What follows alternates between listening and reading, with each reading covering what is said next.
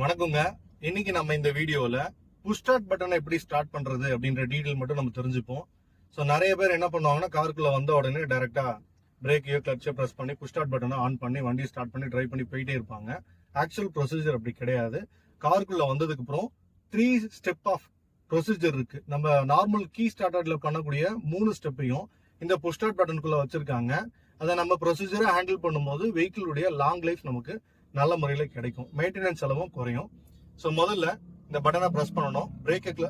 Brake oscillator clutch எதையும் press பண்ணாம இந்த பட்டனை மட்டும் ப்ரெஸ் பண்றேன். முறை இதை ப்ரெஸ் பண்ணணும். ப்ரெஸ் பண்ணீங்கன்னா எல்லோ லைட் எரியும்.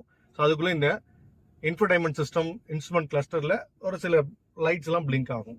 செகண்ட் டைம் ப்ரெஸ் பண்ணீங்க அப்படின்னா இதுல பாத்தீங்கன்னா கவனிச்சீங்கன்னா தெரியும் உங்களுக்கு, இந்த கிரீன் லைட் வரும். இந்த கிரீன் லைட் வந்து அடுத்த ஸ்டார்ட் மோடுக்கான ஆப்ஷன், நமக்கு முன்னாடி இதை கன்ஃபார்ம் பண்ணி கொடுக்குது.